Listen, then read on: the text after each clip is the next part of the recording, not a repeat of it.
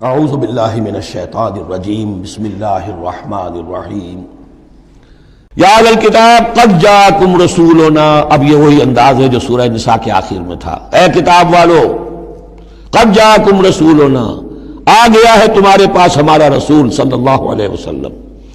یبین لکم کثیرا مما کنتم تخفون، جو ظاہر کر رہا ہے تم پر اکثر وہ چیزیں جو کو تم چھپا رہے تھے. من الکتاب، کتاب میں سے، وَيَعْفُو عَنْ كَثِيرٍ، ابھی بہت سی چیزوں سے تو درگزر بھی کر رہا ہے، تمہارے سارے بھانڈے نہیں پھوڑے اس نے. قد جاءکم من اللہ نور وکتاب مبین، آ چکا ہے تمہارے پاس اللہ کی طرف سے نور بھی اور روشن کتاب بھی. یہ مقام قرآن کا ایسا ہے کہ یہاں نور سے مراد احتمال میں حضور کی شخصیت بھی ہو سکتی ہے.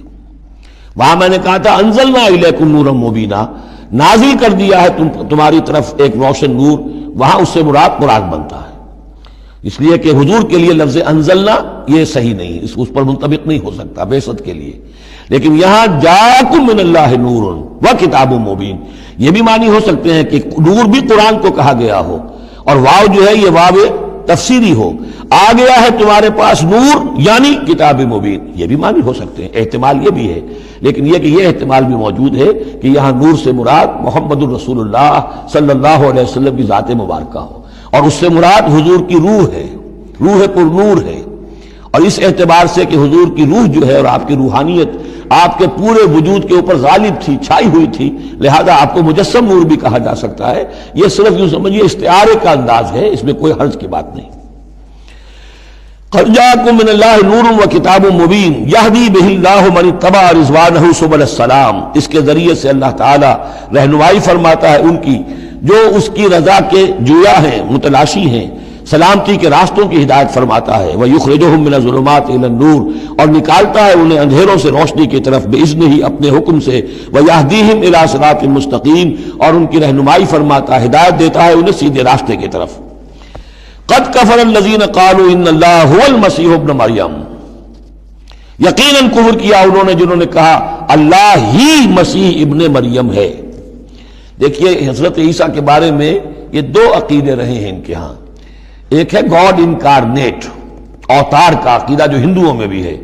رام چندر جی خدا کے اوتار، کرشن جی مہاراج خدا کے اوتار، یعنی خدا خود ہی انسانی شکل میں ظہور کر لیتا ہے. اسی طرح کا گاڈ انکارنیٹ کا کانسیپٹ عیسائیوں میں بھی رہا ہے، اور خاص طور پر جیکوبائٹس جو ان کا فرقہ رہا ہے وہ سختی کے ساتھ اس پر قائل تھا کہ اصل میں اللہ ہی نے حضرت مسیح کی شکل میں دنیا میں ظہور فرمایا ہے. لقد کفر الذین قالوا ان اللہ هو المسیح ابن مریم، ان لوگوں نے بھی کفر کیا جنہوں نے کہا کہ اللہ ہی ہے، مسیح ابن مریم جو ہے حقیقت میں اللہ ہی ہے جو اس شکل میں ظاہر ہوا ہے. قل فمن یملک من اللہ شیئا، تو ان سے پوچھئے کہ کون ہے جسے اختیار ہو اللہ کے مقابلے میں کچھ بھی. ان ارادہ یہلک المسیح ابن مریم، اگر وہ ہلاک کرنا چاہے مسیح ابن مریم کو، وامہ، اور اس کی ماں کو بھی، مریم کو بھی، ومن فی الارض جمیعا، اور جو بھی زمین میں ہے ان سب کو ہلاک کرنا چاہے تو کون اس کا ہاتھ روک لے گا. وللہ ملک السماوات والارض وما بینہما، اور اللہ ہی کے لیے ہے بادشاہی آسمانوں کی اور زمین کی اور جو بھی کچھ ان دونوں کے مابین ہے. یخلق ما یشاء، وہ تخلیق فرماتا ہے جو چاہتا ہے. واللہ علی کل شیء قدیر، اللہ ہر چیز پر قادر ہے، جو چیز چاہتا ہے تخلیق فرماتا ہے. آدم کو تخلیق فرمایا، عیسیٰ کو تخلیق فرمایا، یحییٰ کو تخلیق فرمایا. اعجاز کے اور معجزہ ہونے کی مختلف شکلیں ہیں. وقالت الیہود والنصارى نحن ابناء اللہ واحباؤہ، اور یہ یہودی اور نصرانی کہتے ہیں ہم تو اللہ کے بیٹے ہیں، یعنی بیٹوں کے مانند، لاڈلے. واحباؤہ، اس کے بڑے چہیتے ہیں، پیارے ہیں. قل فلم یعذبکم بذنوبکم، تو ان سے کہیے کہ پھر وہ تمہیں عذاب کیوں دیتا رہا ہے تمہارے گناہوں کی پاداش میں.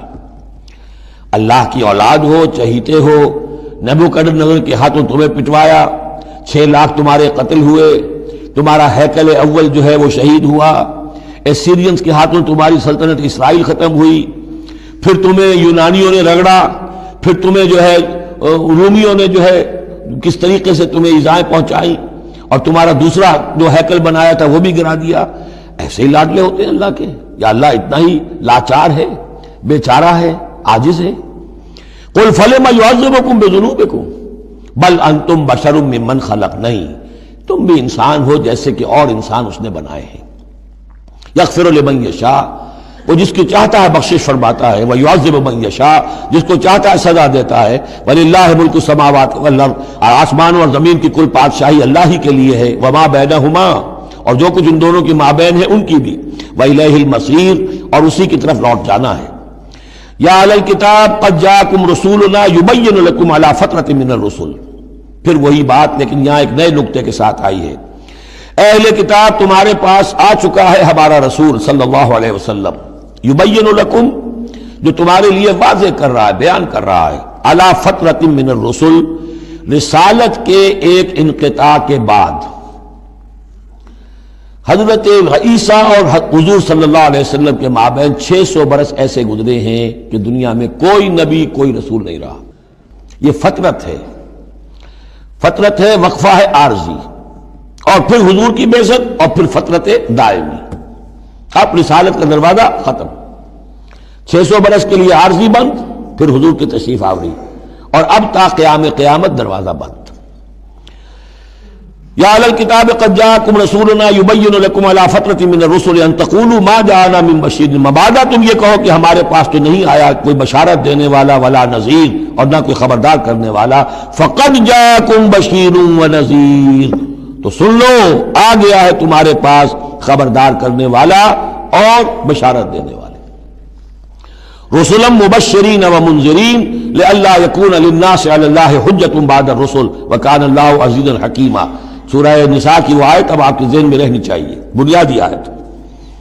واللہ علی کل شیء قدیر، اور اللہ ہر چیز پر قادر ہے. صدق اللہ العظیم.